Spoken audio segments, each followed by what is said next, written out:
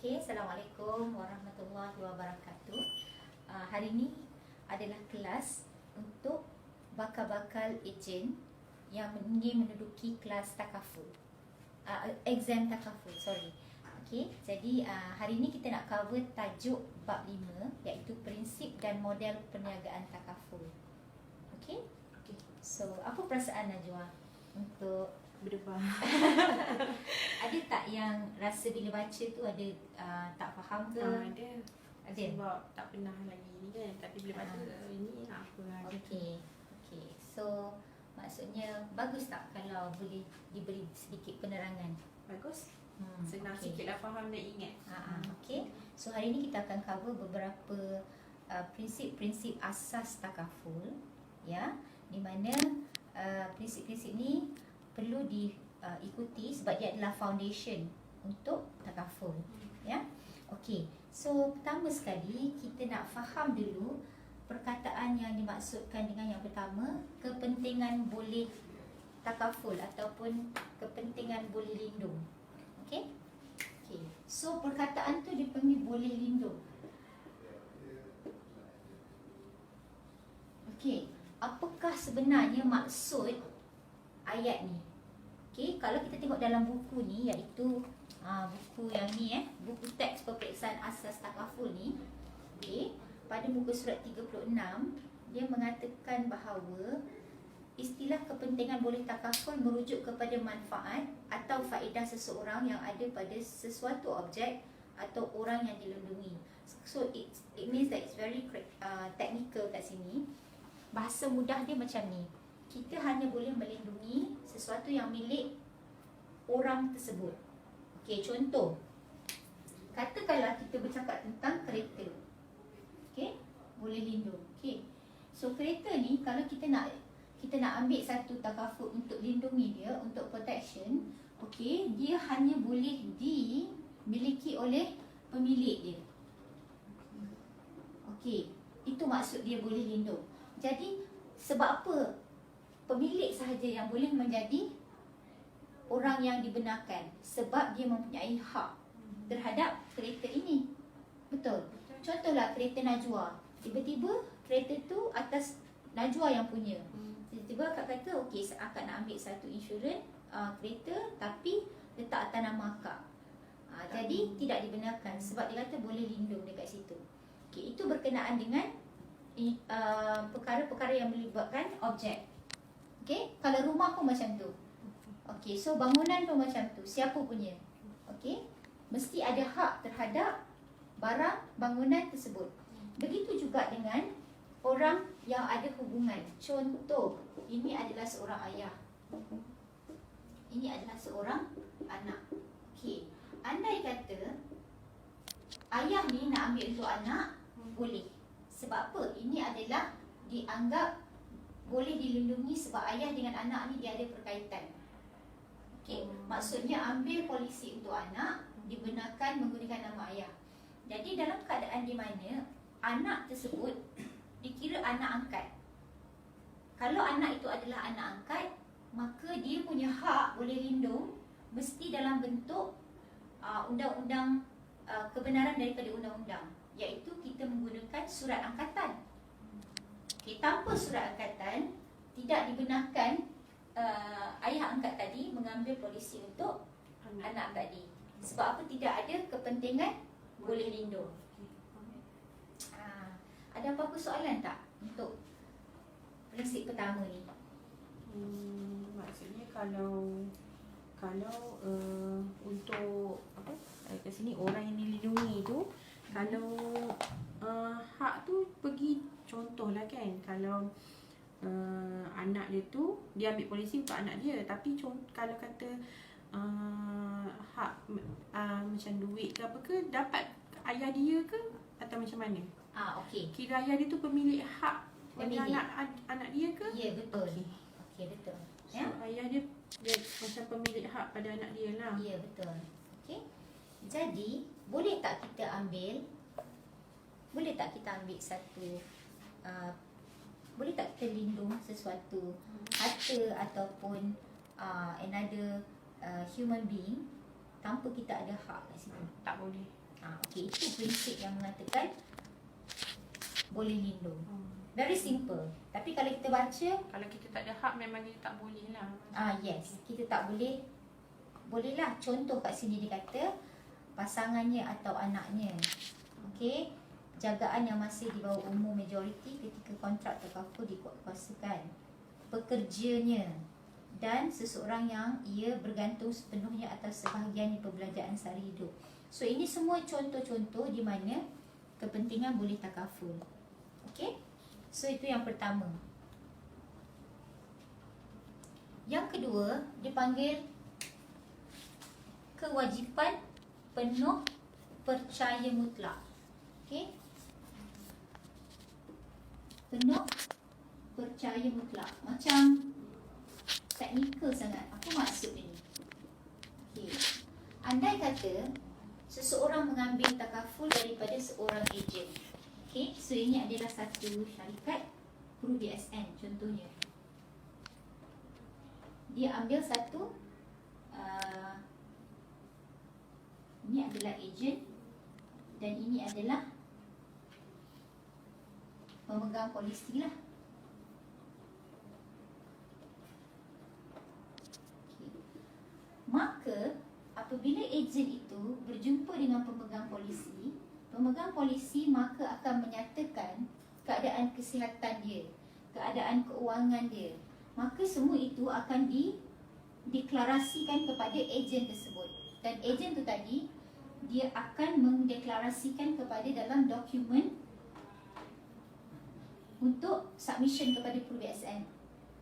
Maka percaya penuh mutlak menyatakan bahawa Pru BSN akan menerima maklumat daripada ejen tadi yang telah disampaikan oleh pemegang polisi menerusi ejen sebagai total. Dia percaya 100%. Seandainya berlaku apa yang dipanggil non-disclosure, perkara yang tidak dimaklumkan ataupun perkara yang dibuat-buat, okey, ataupun tidak menyatakan maklumat yang benar, maka perkara ini dianggap sebagai melanggar perjanjian kontrak tersebut. Okey, maka apa yang akan berlaku? Company mempunyai hak untuk tidak membayar kepada pemegang polisi. Jadi penuh percaya mutlak. Prinsip ini menyatakan bahawa apa-apa pun maklumat yang diberi oleh ejen tadi, menerusi ejen tadi, akan diterima sebagai benar dan sebagai satu total penuh percaya mutlak. Okey, Kalau ada tu maksudnya memang dia takkan bayar lah pada pemegang polisi. Ya. Andai ada kalau kata okey dia ni tipu lah, dia tipu, dia ubah ni semua, memang kalau dapat tahu je memang terus dia takkan bayar pada pemegang polisi. Betul. Kerana mengikut prinsip penuh percaya mutlak, dia mesti menerangkan ataupun memberi deklarasi yang sebenar. Okey? So ini apa maksud dia? Penuh percaya mutlak. Jadi pelanggaran penuh percaya mutlak berlaku apabila pencadang tahu, pencadang ni dalam konteks ni adalah syarikat, tahu atau menjangkakan secara munasabah gagal atas dua perkara: gagal menzahirkan fakta penting atau salah nyata fakta penting. Yang ni ada dalam muka surat 38. Okey, so akan nak tanya Najwa. Masa Najwa baca ni, apakah kefahaman Najwa? Maksudnya macam kalau sebelum ni macam tak tahu pun yang kalau dia tak, kalau Pru BSN ni tahu yang ada ada diubah ke apa ke, Najwa tak tahu pun. Kalau dia dapat tahu dia takkan bayar pada pemegang polisi. Yes. Najwa tak setakat tahu dia kalau ada akan ada, maksudnya dia percaya mutlak yang kalau ejen bagi dah declare pada tu, macam tu je. Tak tahu pun kalau dia dapat tahu, dia terus tak bayar pada pemegang polisi. Ya. Okey, so kita bagi contoh lah ya. Syarikat tu dia ambil satu insurans perlindungan bangunan. Okey, sebenarnya bangunan tu dia ada buat proses bunga api. Okey, contoh yang ada kat sini adalah dia buat perniagaan, dia jual bunga api. Okey, tapi dia cakap perniagaan dia, bangunan tu adalah perniagaan menjual barangan runcit. Sekali tiba-tiba berlaku kebakaran. Maka oleh kerana dia tidak memenuhi prinsip penuh percaya mutlak ini, maka ada kebarangkalian yang sangat besar company takkan bayar sebab company akan buat siasatan. Ya, so tak bolehlah bohonglah sebab ada risiko dekat situ. Dia kata sepatutnya tidak ada penyembunyian, salah nyataan atau niat penipuan mengenai fakta-fakta material. Maksudnya sama macam contohnya orang tu nak ambil polisi, tapi dia tak bagi tahu, dia tak declare apa yang dia ada penyakit. Bila dah ni dia dah PBSN tahu yang sebenarnya penyakit dia tu dah ada sebelum dia ambil polisi tu lagi, memang dia tak dapatlah bayaran. Ya, betul. Betul. Okey. Jadi maknanya kefahaman Najwa lebih jelas ya. Maksudnya dia tak cover ke macam? Tak cover lah. Dia tak cover. Dia tak cover. Kalau company tak ada rekod kat mana-mana, tak apa lagi. Okay. Sebab itu adalah sangat penting untuk kita menyatakan the material facts. Material facts kat sini mesti beritahu perkara yang sebenar lah. Okay. Yang seterusnya kita panggil prinsip indemnity. Apa makna indemnity? Okay, kalau tengok sini bahasa teknikal dia boleh ditakrifkan sebagai satu mekanisme yang digunakan oleh pengendali takaful untuk menyediakan pampasan untuk mengembalikan peserta kepada kedudukan keuangan yang sama. Contoh, peserta A mengambil perlindungan keretanya dengan harga pasaran RM80,000 dan beberapa bulan kemudian keretanya dicuri dan pada masa kehilangan nilai pasaran kereta hanya RM60,000. So, pengendali takaful akan memberi pampasan kepada peserta A dengan RM60,000 kerana dia boleh mendapatkan kenderaan yang sama dengan harga RM60,000. So konsep indemnity ni tidak akan menyebabkan orang tu boleh meraih keuntungan. Tetapi ini berlaku kepada insurans general. Okey, maksudnya general tu maksudnya bukan nyawa lah. Okey. Kalau insurans nyawa, you beli 4 polisi pun 4 juta, you boleh claim semua. Critical illness pun macam tu, pampasan penyakit kritikal. Tetapi prinsip indemnity ni tidak terguna pakai untuk kalau berkenaan dengan objek. So kereta tu walaupun you nak insured dia RM100,000 contohnya, tapi kalau nilai dia pada waktu tu dah jadi RM60,000, company hanya akan bayar RM60,000. Maksudnya dia tengok nilai kereta tu masa sekarang. Ya. Maknanya konsep tu bukanlah konsep yang menyebabkan orang itu akan menjadi bertambah kaya dengan mendapat pampasan tersebut. Itu konsep indemnity. Okey, cuba kita tengok yang keempat. Yang keempat ni dinamakan prinsip subrogasi. Okey, prinsip subrogasi ni macam mana? Contoh, rumah peserta A telah musnah oleh kebakaran akibat letupan kilang berdekatan. Okey, so ini rumah dia. Okey, so apa yang berlaku? Dia musnah disebabkan oleh akibat letupan kilang berdekatan. Okey, ni kilang. Okey, kilang ni meletup, kena yang kat sini. Lepas tu rumah A ni okey, musnah. Okey, tuntutan yang dikemukakan oleh peserta A. So peserta A dia ada ambil insurans daripada syarikat XYZ. Okey? Okey, syarikat XYZ. So syarikat XYZ ni tadi, okey, dia tuntut RM500,000. Okey, atas rumah dia yang terbakar ni lah. Okey, dia nak tuntut RM500,000 daripada syarikat XYZ. Jadi setelah pembayaran tuntutan itu, pengendali takaful menggunakan hak subrogasi untuk menuntut jumlah yang diselesaikan dengan peserta A dari pemilik kilang yang bertanggungjawab ke atas kerugian tersebut. So dia ada hak untuk tuntut atas kilang tu. Ya. Maksudnya Okey, sebab apa? Dekat sini siapa yang bertanggungjawab? Pemilik kilang tu. Yes, sebab dia telah menyebabkan kerugian tersebut. Jadi jika kilang itu mempunyai perlindungan takaful, maka mereka yang akan mengendalikan, maknanya kan yang ini syarikat ni akan ada polisi dia pula kan, syarikat ABC. Okey. So yang ni akan claim daripada syarikat ABC, polisi tadi. Okey, so prinsip subrogasi ni bermakna dari segi undang-undang, satu pihak mempunyai hak untuk mengambil tempat hak lain untuk tujuan membuat ganti rugi. Okey? Faham? Okey. So, seterusnya yang kelima dipanggil prinsip sumbangan. Okey, sumbangan ni macam mana? Encik A mengambil perlindungan kepada hartanya bernilai 100,000 dengan dua pengendali takaful. Satu diambil 90,000, insurans kereta contoh. Lepas tu satu lagi diambil 90,000 dan pengendali takaful B 60,000. Okey, so Najwa, ada berapa takaful diambil? 2. Okey. Harta sebenar milik Encik Ahmad yang musnah adalah bernilai 60,000.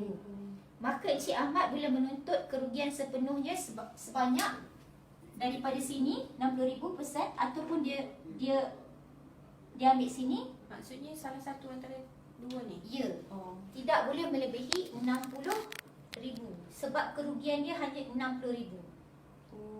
So walaupun dia ada banyak polisi, tetapi dia hanya boleh dengan prinsip sumbangan ni tadi, dia hanya boleh claim dengan salah satu sahaja. So kalau kita tengok prinsip ni, dia terguna pakai sama kes dengan kalau orang mempunyai banyak medical card. Kalau kita ada banyak medical card, kita tak boleh nak claim semua. Sebab apa? Kita akan claim daripada satu kad dulu. Bila tak cukup, baru kita akan pergi dekat kad nombor 2. Dan begitulah seterusnya. Okay, jadi prinsip sumbangan menyatakan bahawa you boleh guna, tapi you boleh claim, tetapi mengikut kelayakan you untuk claim. Maksudnya kalau contoh kan dia kerugian 60,000. Jadi dia tak boleh claim dah 90,000 sebab dah lebih 60,000, dia boleh claim 60,000. Kecuali kalau yang situ 50,000 tak cukup, baru boleh claim yang sebelah tu. Ya Allah, pandai. Saya kagak sedar. Kenapa Cik Najwa pandai sangat? Okey, bijak. Nampak tak kebijaksanaan tu? Okey, jadi kalau dia nak claim sini 24,000, lepas tu sini dia nak claim pula lagi ekstra 36, campur ni total dia 60, boleh? Yang penting dia tidak boleh exceed daripada kerugian dia. Okey. Jadi itu adalah prinsip yang kelima. Okey. Dan yang terakhir, sebab kita akan buat banyak siri ya. Sila bersabar.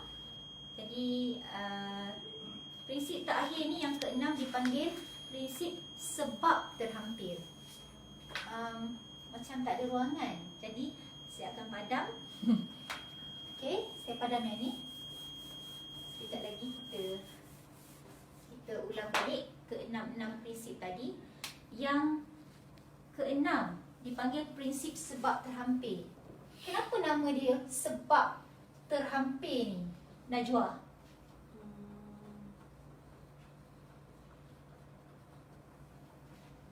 Apa makna terhampir? Sebab terhampir. Okey.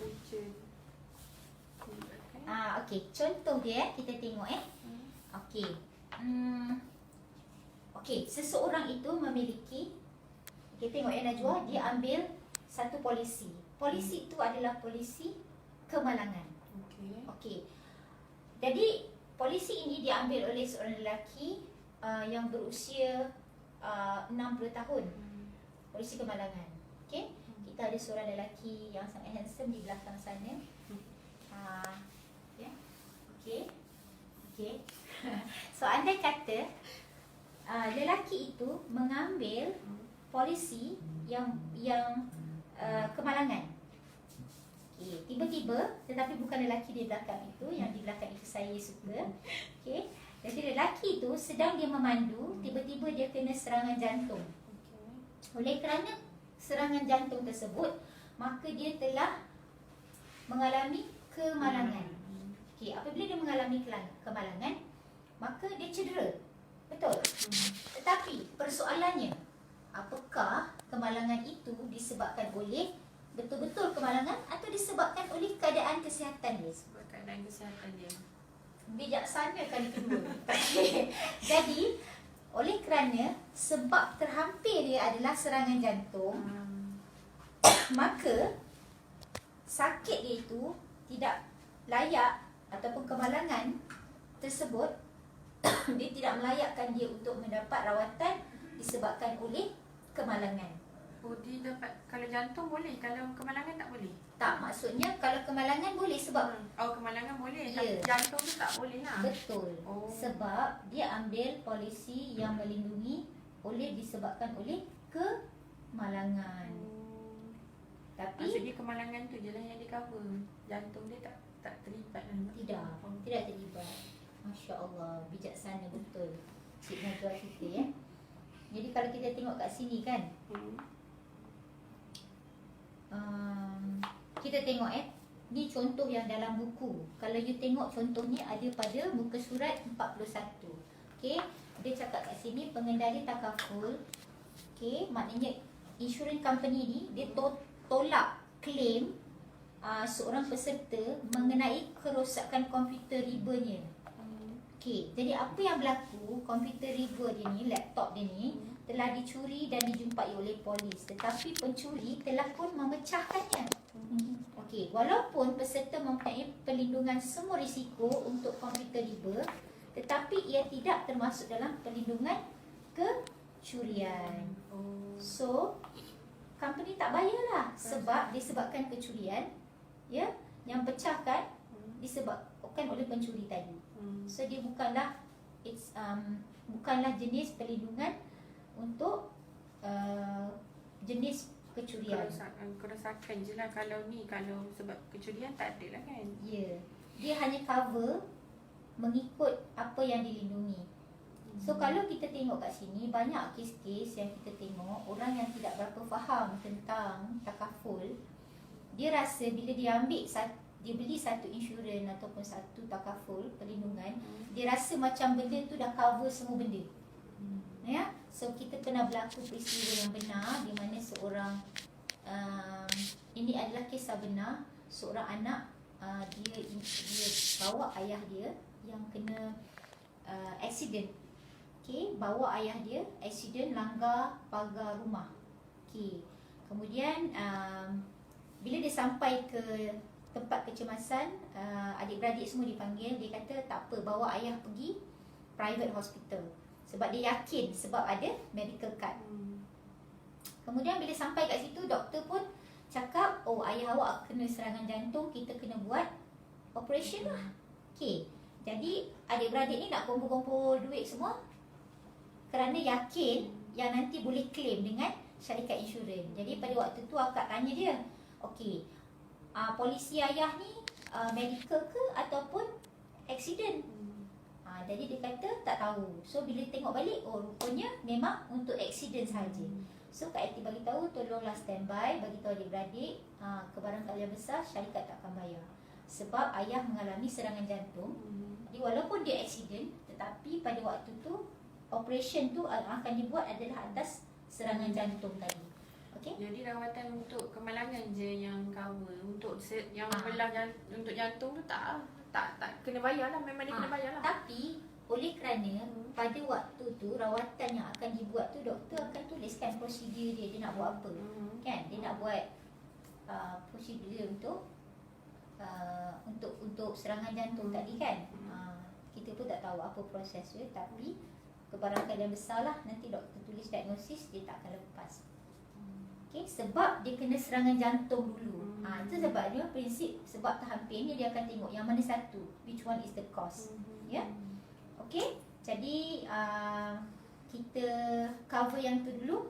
Ini adalah 6 sebab prinsip asas dalam takaful. Okay, kita ulang balik. Prinsip boleh lindung. Yang kedua, penuh percaya mutlak. Okay, yang ketiga, indemnity. Yang keempat, subrogasi. Okay, yang kelima, prinsip sumbangan. Dan yang keenam, sebab terhampir. Okay, so kita akhiri dulu setakat tu. Dan untuk chapter-chapter yang seterusnya nanti kita akan buat selepas ni ya. Okay, all the best Najwa untuk exam esok. Saya melihat kebijaksanaan anda, insya-Allah lulus. Tapi apa-apa pun yang berlaku, jangan kecewa. All the best. Okay, Assalamualaikum warahmatullahi wabarakatuh.